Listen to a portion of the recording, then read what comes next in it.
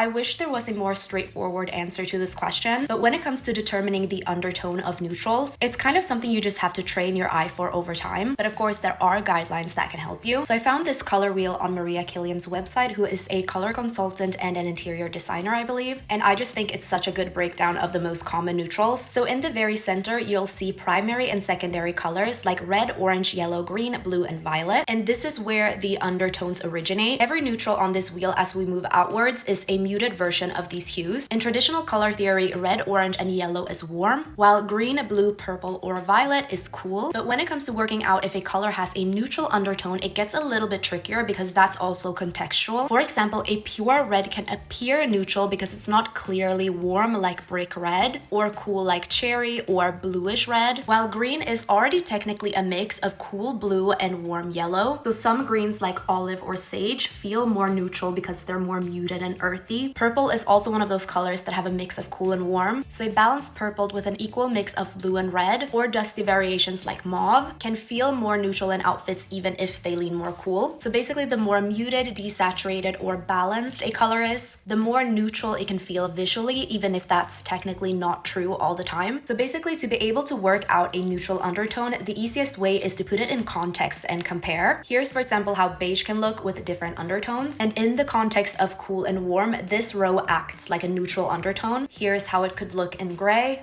And here's how it could look in brown. So yes, undertones can be a bit of a learning curve, but really try to not stress about it too much. The more you experiment and compare, the easier it gets. And honestly, if a color feels good and works with your style, it probably is. So trust your eye and trust how it makes you feel.